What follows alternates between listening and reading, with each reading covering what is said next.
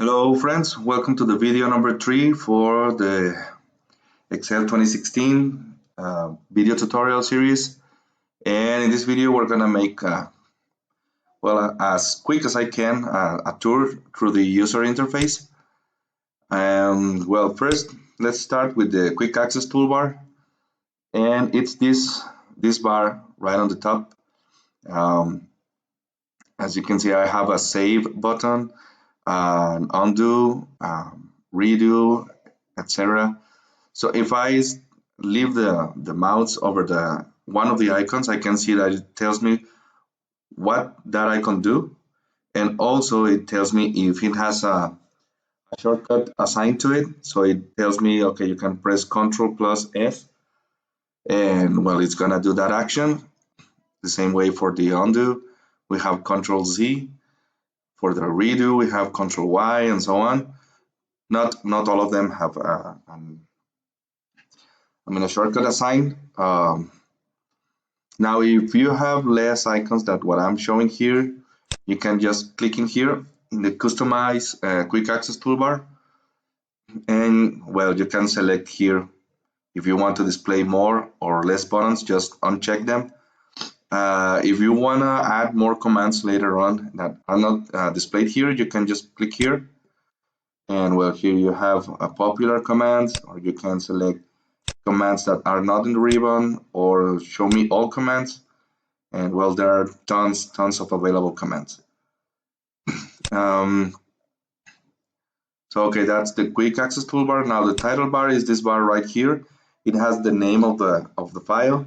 When we create a new file, by default is book 1, then book 2, book 3, and so on. And once you save the file, it's gonna display the name of the file that you used or that you assign. Calls. Oh my God, this is better, I hope. Okay, close, restore, minimize, and the display options buttons. So here we have the close.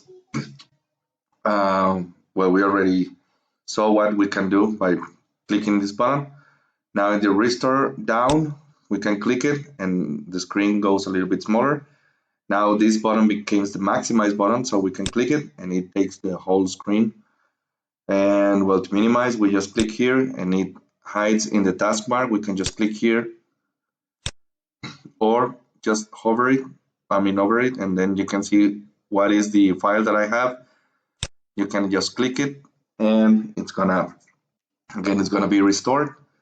And this is the ribbon display options. Let's go first into the ribbon and then we can come back here to see the display options.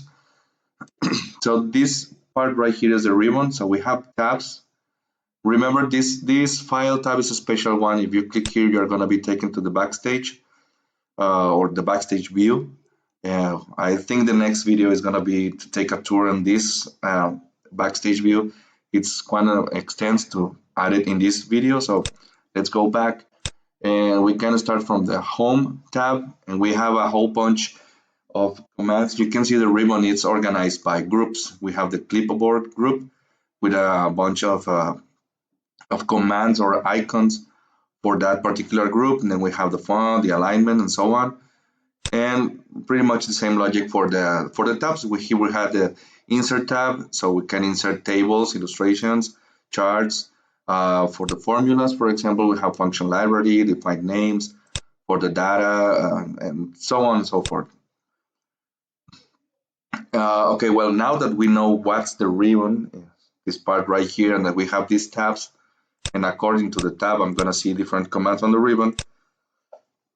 Now let's see the display options.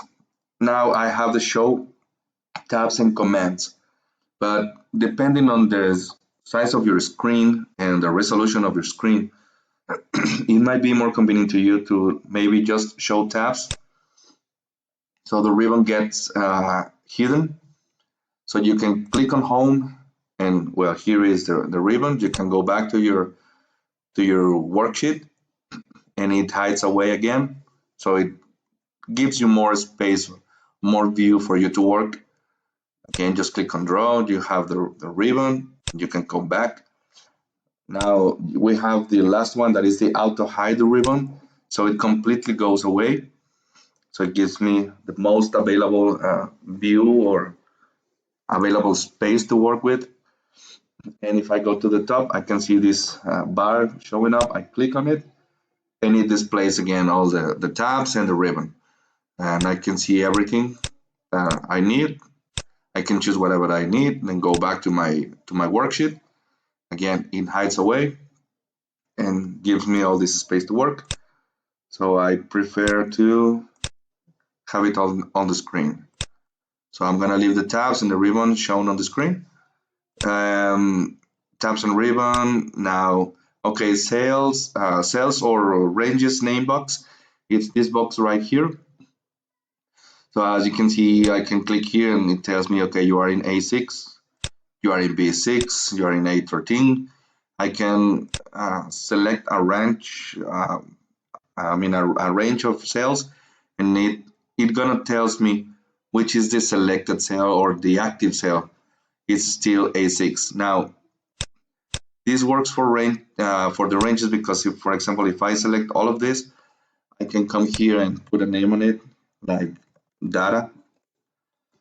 So if I am anywhere on the worksheet, I can come here and I can see, okay, I have one named range. So I can click on this and it automatically select all the range for me. I'm gonna click Control C to undo that naming of the range. Is again the same as Control C. Um, Then next we have the cancel or accept data or insert a function. Here, for example, I can put data and then I can cancel. The same thing I can do just by clicking on the escape key on my keyboard.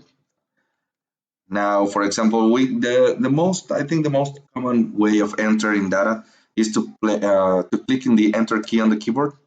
Now, as you can see, by clicking enter, it takes me one cell down. So if for some reason I want to stay on the same cell, I can just click on the enter. And as you can see now, we have actually entered the data, but we stay on the B13 cell. To insert a function, well, we're not going to insert functions right now, but just that you can see, you can click here, you can select the most recently used, financial, date and time, or just show everything. And if you can, if you want to start seeing what some of these functions do, just click on one of them and you can see here a small or brief description of the function. So, well, this is what this button do. Next, we have the formula bar, and this is actually the formula bar, this bar right here. You can make it bigger if you want to. And, well, it's called the formula bar because you can just start typing in the cell, for example, equals 6 plus 4. So even that the cell is displaying 10, if we click on it, we're gonna see in the formula bar there is actually a formula. It's not just the value 10, but a formula that is being evaluated, which is 6 plus 4. So it displays the value 10. So that's the formula bar. Now the cells, or well, the most important thing maybe for working in Excel is that we have these small rectangles, which are now known as cells. And well, we have 17,179 million and plus cells to work with. So it's a huge worksheet to work. We have a little bit above 1 million rows, which are all of this numbered. The rows are numbered. And the columns are named from A, B, C to, well, it's a little bit more than 16,000. We can click on Control and then use the right arrow. We can, this will take us to the last column. Well, as long as we don't have any data in the middle. So click Control and the left arrow, and it's gonna take it to the first cell where it finds some data.